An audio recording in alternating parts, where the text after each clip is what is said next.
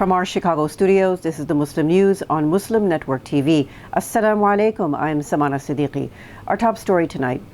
The International Criminal Court, or ICC, has issued arrest warrants for Israeli Prime Minister Benjamin Netanyahu and former Israeli Defense Minister Yoav Gallant.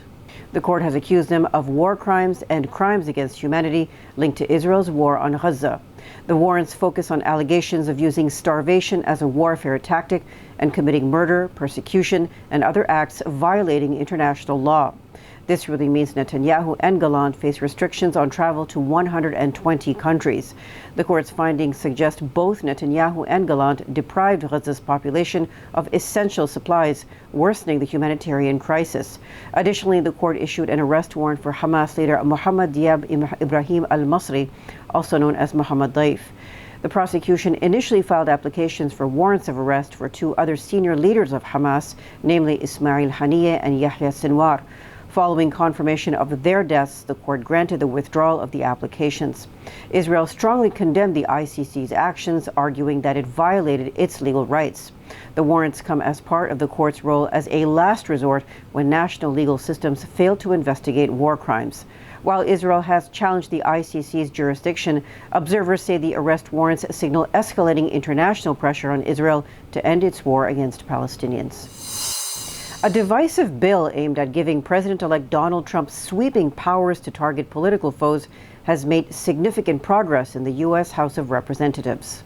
The Stop Terror Financing and Tax Penalties on American Hostages Act passed on Thursday with 219 to 184 votes, with 15 Democrats breaking ranks to support the Republican majority. Initially, the bill designed to revoke the tax-exempt status of organizations allegedly supporting terrorism had bipartisan backing. However, concerns over its potential misuse by the incoming Trump administration has caused many Democrats to reconsider. On November 12th, 52 Democrats backed the bill, but by Thursday, only 15 remained supportive. Critics, including Representative Lloyd Doggett, warn that the bill could empower a future president to target opponents without due process, potentially silencing dissent. The ACLU, Amnesty International, and other civil society groups have voiced strong opposition, arguing that the bill is vague and lacks adequate safeguards. Despite the opposition, Republicans dismissed the concerns, attributing the shift in Democratic votes to what they described as Trump derangement syndrome. The bill, which already faces significant resistance in the Senate, could be the first step toward unprecedented executive powers if it becomes law. Los Angeles has officially designated itself as a sanctuary city, with the City Council approving a measure to limit local resources for federal immigration enforcement. The move is a direct response to President-elect Donald Trump's proposed mass deportation policies. The ordinance also prevents city agencies from sharing information about undocumented residents with federal authorities. The city's vote, which passed unanimously, places LA alongside other U.S. cities taking similar actions to protect undocumented individuals. The measure will face a second vote, with Mayor Karen Bass expected to support it. Meanwhile, Texas state officials have offered thousands of acres of land to build deportation facilities. This aligns with Trump's plans to expand detention and processing capacity for deportations, particularly targeting violent criminals. A recent survey reveals that half of Muslim college students in California have faced discrimination or harassment. It was conducted by the Council on American Islamic Relations, or CAIR, and the Center for the Prevention of Hate and Bullying. The study includes responses from 720 students at 87 universities. It highlights a disturbing 10% increase in Islamophobia since 2020. This has been made worse by recent events like the October 2023 Hamas-led attack and Israel's resulting war and violence in Gaza, which has been described as a genocide. The report emphasizes that Muslim students feel increasingly targeted, with some facing isolation, particularly those mourning the loss of family members in Israel's ongoing war on Gaza. Students have also been met with resistance when organizing anti-war protests, further intensifying their sense of injustice. Advocates are urging universities to provide better support, calling on them to uphold students' constitutional rights while ensuring their emotional and academic safety. The U.S. has once again vetoed a United Nations resolution calling for an immediate ceasefire in Gaza, marking the fourth time it has blocked such a motion. The 15-member UN Security Council voted on the draft, which was backed by 14 members but rejected by the U.S. The draft resolution was submitted by 10 elected members of the Council, including Algeria, Ecuador, Mozambique, Slovenia, and Switzerland. It demanded an immediate, unconditional, and permanent ceasefire to be respected by all parties. It also urged the Security Council to fulfill its responsibility to maintain international peace and security. In a parallel development, the U.S. Senate voted down a proposal to block arms shipments to Israel. The resolution, presented by Senator Bernie Sanders, garnered only 18 votes in favor, making it the first time such a bill was brought to the Senate floor. Observers say the vetoes underscore the United States' relentless support for Israel, despite a case of genocide launched against it at the International Court of Justice for its actions in Gaza. The international community continues to call for urgent measures to address the humanitarian crisis in Gaza. Global outrage as the U.S. blocks Gaza ceasefire resolution. Details after the break, so stay tuned, and we'll be right back.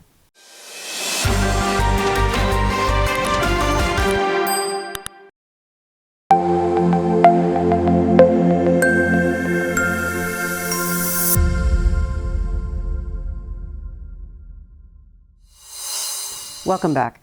Several members of the UN Security Council have condemned the U.S. for vetoing a fourth resolution calling for a ceasefire in Gaza. China's envoy Fu Kong expressed deep disappointment, accusing the U.S. of worsening the plight of Palestinians, pushing them further into darkness and desperation. He called for accountability, questioning how many lives must be lost before the U.S. acts. Algeria's Amar Ben Jama also slammed the veto, accusing Israel of continuing its actions with impunity. Russia's ambassador Vasily Nebenzia labeled the veto unconscionable, blaming the U.S. for obstructing efforts to address the Gaza crisis. France and the UK expressed similar concerns, with French envoy Nicolas de Rivière regretting the worsening situation. The UK's Barbara Woodward stressed the importance of international humanitarian law. Despite the veto, Guyana's Caroline Rodriguez Burkett vowed to continue efforts to end the violence, calling the ongoing suffering a stain on our collective human conscience. The cryptocurrency market has hit a major milestone, surpassing a $3 trillion market cap following President-elect Donald Trump's victory earlier this month. Bitcoin surged to over $93,000, up from below $70,000 before the elections, with altcoins following suit. Trump's positive stance is expected to influence the U.S. Securities and Exchange Commission, or SEC, to adopt a more crypto-friendly approach. The Crypto Fear and Greed Index hit a record high, signaling extreme optimism. Experts caution, however, that while long-term investors have profited, the market remains volatile. A Florida man has pleaded guilty to leaving threatening voicemail messages targeting the Michigan chapter of the Council on American Islamic Relations, or CAIR, in Detroit. 72-year-old Michael Shapiro from West Palm Beach admitted to sending violent threats through interstate communications. These included death threats and Islamophobic remarks aimed at CAIR staff in 6 threatening voicemails left over 2 weeks in December. He faces up to 5 years in prison when he is sentenced in March. CAIR Michigan has welcomed the guilty plea, emphasizing that such threats against minority communities will not be tolerated.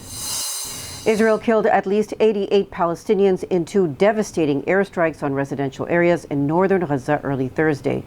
The deadly attacks hit a residential square near the Kamal Adwan Hospital in Beit Lahia, killing at least 66 people, including women and children. With emergency rescue infrastructure destroyed by Israeli forces, ordinary citizens and hospital staff rushed to assist, transporting the injured and dead to medical facilities. Medical teams from Kamal Adwan Hospital worked tirelessly, rescuing survivors trapped under rubble. In a separate strike, Israel killed 22 people when a house in the Sheikh Radwan neighborhood was hit. Meanwhile, aerial attacks on the Nusayrat camp and bombardment in Rafah killed additional people. An eyewitness reported a heavy airstrike that completely destroyed a 6-story building in the Al-Arouqi family compound, resulting in numerous fatalities and missing persons. Meanwhile, on the other front, Lebanon's southern Tyr district is being bombed by Israeli warplanes as the army issues a round of evacuation orders. U.S. envoy Amos Hochstein is in Israel to meet with Prime Minister Benjamin Netanyahu regarding a ceasefire in Lebanon. Hezbollah leader Naim Qassem has demanded a complete ceasefire and protection of Lebanon's sovereignty in any truce deal. Israeli strikes also killed 36 people in the ancient city of Palmyra in central Syria on Wednesday. Israel's war and violence in Gaza has killed at least 43,985 Palestinians and wounded 104,092 since October 7, 2023. In Lebanon, at least 3,558 people have been killed and 15,123 wounded in Israeli attacks since the war on Gaza began. Israel has been accused of genocide at the International Court of Justice for its deadly war on Gaza. As well, the International Criminal Court this week charged Netanyahu and former Israeli Defense Minister Gallant with crimes against humanity and war crimes in Gaza. Dutch Prime Minister Dick Schoof is under increasing scrutiny to address allegations of racism within his government. This is following the resignation of Noura Al-Shahbar, the State Secretary for Benefits and Customs. Al-Shahbar, who is of Moroccan descent, resigned last Friday. She cited racist remarks made during cabinet meetings as the reason for her resignation. Her decision follows violent clashes in Amsterdam this month involving Israeli fans and Arab taxi drivers, which sparked heated cabinet discussions. Robin Baldusking, the Dutch National Coordinator Against Discrimination, is urging Schoof to release meeting records to prove no racism exists in his government. He warns that failing to do so would damage the PM's credibility. He also highlighted the broader issue of systemic discrimination in Dutch politics. Recent studies showing a significant percentage of Muslims in the Netherlands report experiencing discrimination. Baldusting called for urgent action to address these issues. Muslim residents of India's eastern state of Jharkhand are furious over allegations from India's ruling Bharatiya Janata Party calling them Bangladeshi infiltrators. The BJP has been using this rhetoric to lure tribal voters in the region as the state went to the polls on Wednesday to choose a provincial government. Analysts say it is part of a strategy to weaken opposition support in ongoing state elections. The BJP has focused its polarization efforts on voters in Pakur district, which is barely 32 miles from the Bangladesh border. It also adjoins the Muslim-dominated Murshidabad district in neighboring West Bengal state. Al Jazeera reports that the BJP's focus on what it calls Muslim infiltrators mirrors its broader campaign in the state of Assam. There, similar allegations have been used to stoke fear and division. Critics fear the BJP's election tactics in Jharkhand may intensify anti-Muslim sentiment and further polarize the state's electorate. However, BJP spokesman Pratul Shahdev denied that the party is using the Bangladeshi infiltrator issue as an election plank. He told Al Jazeera his party has been raising this issue for years and will continue to do so. Indian billionaire Gautam Adani, a close ally of India's Prime Minister Narendra Modi, has been charged with orchestrating a $250 million bribery scheme in the United States. Charges have been filed in New York. They allege that Adani and his senior executives paid bribes to Indian officials to secure lucrative contracts for his renewable energy firm. This was set to earn him more than $2 billion in profits. The charges come amid ongoing controversies surrounding the Adani Group. It previously has been accused of stock manipulation and accounting fraud by the U.S.-based investment research firm Hindenburg Research. Adani Group has denied the allegations, calling them baseless. However, the charges have triggered a market sell-off, with Adani companies losing more than $20 billion in market value. U.S. authorities' investigation began in 2022. Analysts say it could have serious implications for Adani's business empire. Opposition leader Rahul Gandhi demanded Adani's arrest. The filing of charges comes just weeks after Donald Trump won the U.S. presidential elections.